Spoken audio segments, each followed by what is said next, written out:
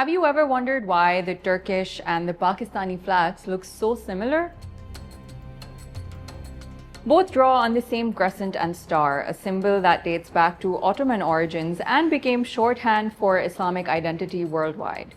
Honestly, the Pakistan-Turkey bond probably isn't news to you. I mean, we all grew up watching Ishq-e Mamnu, and this statue of Ertugrul in Islamabad's DHA speaks for itself. But there's a lot more to the ties than meets the eye. In recent years, the centuries-old relationship is stepping into territory that it has genuinely never been in before.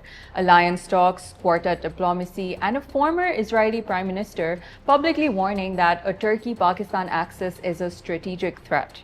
Turkey is one of Pakistan's biggest arms suppliers, and Pakistan is Turkey's single biggest arms customer. But there's more. Just a few days ago, Prime Minister Shehbaz Sharif was in Istanbul, invited personally by President Tayyip Erdogan, and Sharif mostly reaffirmed the same 5 billion trade target first set in 2022 and restated in 2024, alongside a 1,000-acre site at Port Qasim earmarked as President Tayyip Erdogan's special economic zone for Turkish investors and a pitch for a Pakistan-Turkiye digital corridor. That's still modest compared to February last year, when Erdogan's visit to Islamabad produced 24 separate agreements and MOUs spanning trade, water resources, agriculture, energy, culture, banking, education, defense, and health, including deals on aerial and electronic warfare cooperation and joint work between Turkish aerospace industries and Pakistan's Naval Research and Development Institute. Sharif said that the two countries were two hearts with one soul and that the economic partnership was entering a new phase. He also reaffirmed that Pakistan will continue to stand firmly with Turkiye on the issue of the Turkish Republic of Northern Cyprus, but more importantly, that Turkiye stood with Pakistan like a rock during the war with India. Pakistan's Foreign Office put it simply: these visits to Iran and now to Turkey underscore Pakistan's long-standing historical, cultural, and brotherly relations with both. That's true, and it's the easy part of this story. The harder and far more interesting part is what's been built on top of that sentiment. Treaties, corvettes, fighter jets, and now talk of a strategic partnership serious enough that Israel is publicly worried about it. That's what today's Dossier is all about. The defense industry is currently the strongest catalyst for Pakistan-Turkey relations. These two states understand that they cannot afford crises in their neighborhoods because their neighborhoods are supply chain nerve centers for global economy.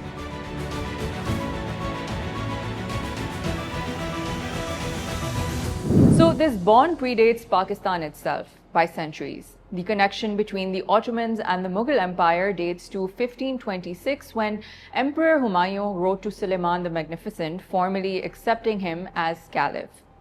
That correspondence set the tone for centuries of Ottoman-Mughal contact. And then the spiritual thread runs even deeper. Konya in Turkey is home to 13th century mystic poet Rumi. Multan in Pakistan is home to the shrine of Bahauddin Zakaria, founder of the Surawardi Sufi order in South Asia. In 2008, the two cities were formally declared sisters. Furthermore, Pakistan's national poet Muhammad Iqbal called Rumi his murshid, as in his spiritual guide, and titled himself Murid-e-Hindi, the disciple from India. His philosophy of khudi or selfhood draws directly from Rumi. When the Ottoman Caliphate came under threat after the First World War, Indian Muslims didn't just sympathize from a distance. The Khilafat Movement of 1919 to 1924 was a mass political campaign to defend it. And when the Turkish War of Independence broke out against occupying Greek forces at Izmir, Indian Muslims, many from what would become Pakistan, volunteered and fought alongside Turkish forces. Some are counted among the war's martyrs up to this day. That solidarity had a concrete price tag. Indian Muslims raised money and gold for Turkey's independence struggle, and when Ataturk found Turkey's first national bank, İş Bankası, in 1924, a quarter of its founding capital came directly from those donations. So naturally, when Pakistan came into being in 1947, Turkey was among the first states to recognize it. In March 1948, receiving Turkey's first ambassador, Muhammad Ali Jinnah spoke of the admiration Pakistanis held for how Turkish statesmen and leaders had fought almost single-handed in the midst of Europe for their freedom. And you know I always go after the roads. So one of Ankara's major roads is called Jinnah Avenue, and in Islamabad's diplomatic enclave, right past the Prime Minister's office, is Ataturk Avenue. That sentiment got institutionalized really fast. A permanent friendship agreement in 1951. Both countries joined the Western Aligned Baghdad Pact, later called CENTO, in 1955. And in 1964, Pakistan, Turkiye, and Iran launched the Regional Cooperation for Development, which by 1985 had evolved into today's Economic Cooperation Organization. Then Turkey backed Pakistan militarily and diplomatically through the wars of 1965 and 1971. Pakistan also backed Turkey on Cyprus, and both opposed the Soviet invasion of Afghanistan in 1979. The relationship then found new momentum after 2001. Pervez Musharraf's outreach to Ankara, combined with September 11th pushing both countries toward a harder security partnership against terrorism, and then the 2002 rise of Erdogan's AK party, which took a far more expansive view of Turkey's role beyond the West. And the two countries then just kept showing up for each other in every crisis. After the 2005 Kashmir earthquake, Erdogan's government sent Pakistan $150 million relief package. Similarly, after Turkey's catastrophic 2023 earthquake, which killed over 50,000 people, Pakistan sent 50 emergency personnel, 100 tons of relief supplies, opened an air bridge, deployed 2 army units, and Shahbaz Sharif's cabinet donated their monthly salaries to the relief fund. But this relationship goes beyond the governments as well. Turkish historical dramas, for example Ertugrul and Osman, are a genuine cultural phenomena in Pakistan. In fact, watching the Urdu dubbed versions of Ishq-e Mamnu and many other dramas is a core part of many of our childhood memories. But there's more, and the numbers matter here. According to SIPRI, the Stockholm International Peace Research Institute, Turkey was Pakistan's second largest arms supplier in 2023, behind only China, accounting for 11% of Pakistan's arms imports. Back in 2007, that figure was 3.5%. Flip it around and it's even more striking. In 2023, Pakistan was the single largest destination for Turkish arms exports, meaning 37% of everything Turkey sold abroad went to Pakistan. What defense cooperation has done is to transform the political affinity into much more institutionalized relationship. So, we can talk about different projects in here. We can talk about naval project, military training, aerospace cooperation, or technology transfer between both of states. So all of these have kind of increased the possibility of joint production. And these are kind of long-term relationships that create the institutional links between militaries, governments, and industries together. So this is the reason why I mentioned that the defense sector has transformed the political affinity between the governments that has been already there. So in this regard, there is also something very important. Turkey has developed significant capabilities in drones, for example, or naval platforms, missile and defense electronics. But on the other side, Pakistan has a large military industrial base, has considerable operational experience, and these are complementary for each other, which creates the greatest opportunities for both Turkey and Pakistan to have this cooperation in the international arena. And right now, to tell the truth, I think that we are also looking at a transformation, at a transition. The question now is whether Turkey and Pakistan can use the trust that they have created through the defense sector, through the defense corporation, to expand it into more in other sectors, included here, for example, trade, investment, energy maybe, infrastructure, and most importantly, into the technological development, which I do see to be very important for both of the states, for the future of both of the states within the international system. The hardware lists back it up. 4 Babur-class corvettes built on Turkey's MILGEM design, short for Milli or national ship, which is Turkey's program to build its own warships instead of buying them abroad. 2 of the 4 are being built in Turkey, 2 in Pakistan, contracted through the ASFAT, the Turkish state shipbuilder that handles these export deals. And Pakistan is actually the first foreign country to buy warships under the MILGEM program at all. Separately, STM, a Turkish state-linked defense engineering firm, has modernized Pakistan's Agosta 90B submarines, the first delivered in 2021, the second in 2023, and a third now underway. TB2 and Akinci drones, both made by Bayraktar, are in Pakistani service, and Pakistan wants in on KAAN, which is Turkey's fifth-generation stealth fighter jet. And Pakistan wants in not just as a future buyer, but as a contributing partner, with Pakistan Aeronautical Complex Kamra working alongside Turkish aerospace industries on the jet's design and avionics. Turkiye's military-industrial complex currently is the fastest growing from, let's say, the year 2000, 2006, when it was somewhere in 30s, 40s, the 30th, 40th largest military-industrial complex on the planet, to being in the top 10 and aspiring to be in the top 5 very quickly, particularly based on not just its sales, but also the environment that it's surrounded in. And if it strikes a bargain or a partnership with a country like Pakistan, which is dealing with regional security complex issues every day, where it has to sit down with traditional, non-traditional, kinetic, non-kinetic, symmetric, asymmetric threats every day, when none of its borders are comfortable, either they're being directly hampered by interventions from foreign states or indirectly through proxies. I think this is a natural relationship where a country that aspires to build a significantly large military industrial complex finds itself strategically entangled with a country like Pakistan, which is in a dire need of a military industrial complex at cheaper rates. But to extend your question further, where do we see this going? That all depends on exactly what is on the table between Istanbul uh, and Pakistan and Islamabad. And I think there are three things which are very clear that we understand. One is the unmanned combat platforms. Pakistan has had significant leaps and bounds in that technology. Turkey is also the largest contributor of unmanned combat platforms to the whole part of this world. The second is development of fifth generation stealth aircraft fighters, the KAAN project that Pakistan is jointly working on with Turkey. The third would be the MILGEM class destroyers and submarines, as well as cruise missiles that are also on the menu when we're talking about national security. Now, all of this, does it translate into, let's say, a mutual defense agreement or a strategic partnership, or a culmination of national security amalgamation? I think it is going in that direction. uh, there are common concerns with both states. Both of these states, Pakistan and Turkey, feel that their borders are vulnerable. They are surrounded by international crises that should have been solved decades ago, but they have not been solved as of yet. And this is going to knock at their doorstep, if sooner, if not later. Pakistan already has that experience with Afghanistan.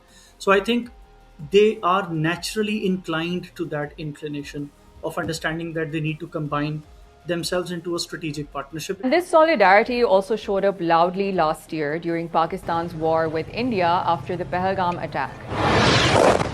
Ankara didn't stay neutral. Turkey publicly condemned India's airstrikes as a provocative and unprovoked violation of Pakistani sovereignty, and sent trained personnel and equipment, and, according to Chatham House, went as far as blocking the transit of Indian military equipment through Turkish airspace. Turkey also keeps Pakistan's F-16 fleet flying, providing the maintenance and technical support that keeps those jets combat ready. And then when Prime Minister Sharif met Erdogan afterwards in Istanbul, he thanked him for what he called resolute support during Pakistan's overwhelming victory. Here's where the story gets even more honest. Since 2020, Islamabad and Ankara have set the same target: $5 billion in annual bilateral trade. And while the trade is a bit slow, what has grown is investment. By 2021, Turkish investment in Pakistan's private sector had reached roughly $2.7 billion through companies like Bindir, Enka, Al Bayrak, and appliance maker Arçelik. Neither country notably ranks among the other's top 15 trading partner. Both of the governments need to be very clear on their roadmap. The interesting point is that the economic relationship is actually deeper than the trade figures that we see right now. So the Turkish investors, for example, have more than 2 billion invested in Pakistan. At the same time, in the latest agreements, like the Turkish contractors overtook projects worth approximately $3.5 billion.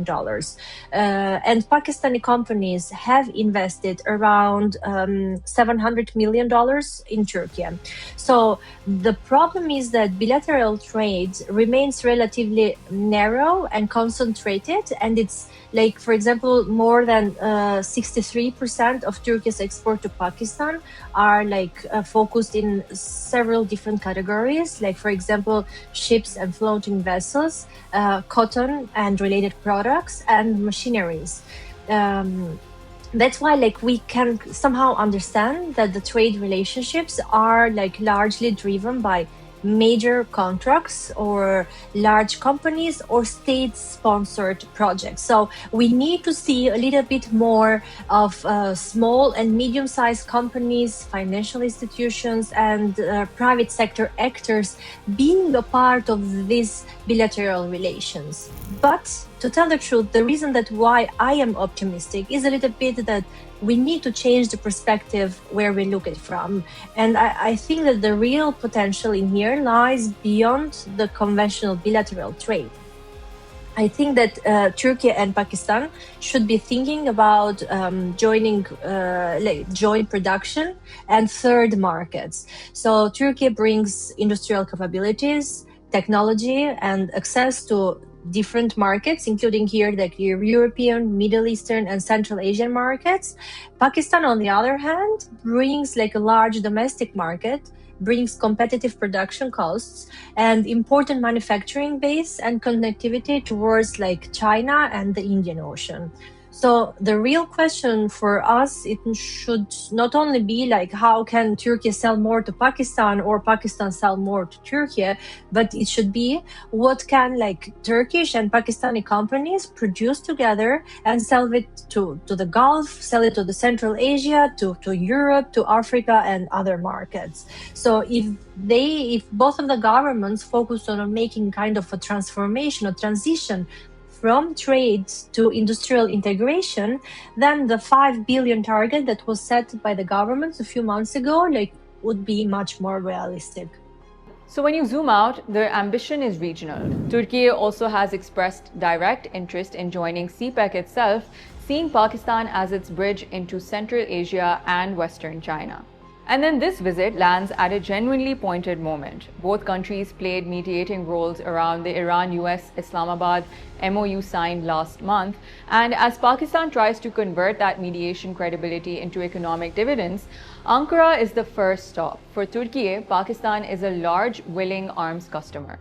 Pakistan also sits on Turkey's route towards Central Asia and the Indian Ocean, which matters as Erdogan pushes his own middle corridor trade vision. In terms of the possibilities for the technological development, technological cooperation between Pakistan and Turkey, right now, especially from the Turkey perspective, we are very much focusing on creating new opportunities within the international system. What do I mean from this? We are in a world when US and China are dominating the technological rivalry right now, especially in terms of artificial intelligence.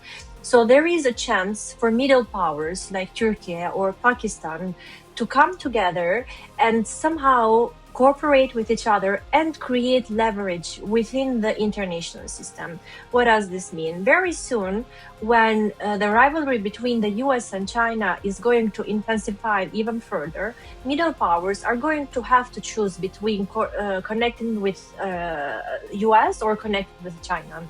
So as long as they do have their own strategic independence or strategic autonomy, as we call this, in terms of digital sector, then they will be able to maneuver themselves between these two great powers. And there's more. When Israel and Iran went to war this year, Pakistan and Turkey didn't just watch from the sidelines. Both countries took active roles trying to broker a diplomatic end to it. Prime Minister Shahbaz Sharif and Chief of Defense Forces Asim Munir working their way between Washington and Tehran, and Turkey through its foreign minister Hakan Fidan. In late March, Fidan sat down in Islamabad with his counterparts from Egypt, Saudi Arabia, and Pakistan, a grouping now widely referred to as the R4. There is the R4 that you mentioned, where we see this case, 4 states coming together: Turkey, Pakistan, Saudi Arabia, and Egypt.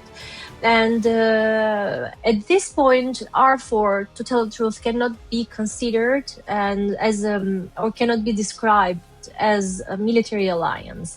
It is an emerging diplomatic and regional security consultation mechanism, focusing mainly on the regional stability and the de-escalation of the situation in the region and the coordination on major crises. Unfortunately, the last month, for example, I would highlight here the discussions brought forth by the foreign minister of Turkey, Hakan Fidan, that he argues repeatedly that regional countries need to take greater responsibility for their own security and reduce their dependence on external powers. So in this case, we are kind of focusing on the strategic autonomy of the states, of all of the 4 states that we are mentioning. The Middle East itself feels a lot of fragmentation, and that fragmentation is absolutely visible.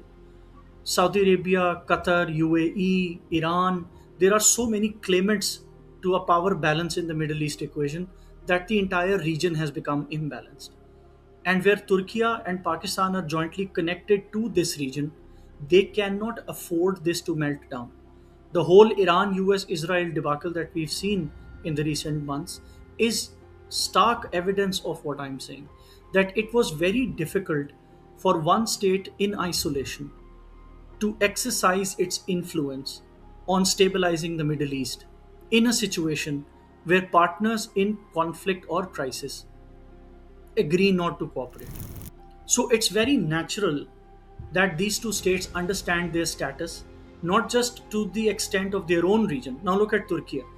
According to the Montreux Convention of the First World War, it has to allow the Black Sea Fleet of the Russian Navy access into the Black Sea. Now, Black Sea, mind you, is the most contested region on this planet right now. The Russia-Ukraine war has sucked the Europeans into it, the Americans into it, you name it, they're there. Now, Turkey has to balance its relations with the Russians, and then it has to also balance its relations with NATO, and it cannot upset its equation with the Americans, and then it has to survive its own national security. Now, you're asking a state's national security architecture to supplant these different ideas and then deal with 4 different problems simultaneously. And you want it to do it alone, and that's not possible. And it reaches out to the most stable national security provider in its region, which is Pakistan. And this reach out is actually, in my opinion, it's actually an amalgamation not just of interests but rationalization of crises. These 2 states understand that they cannot afford crises in their neighborhoods because their neighborhoods are supply chain nerve centers for global economy. And if that crashes, you're dealing with a multitude of problems. Israel is watching all of this consolidation very closely and is visibly threatened.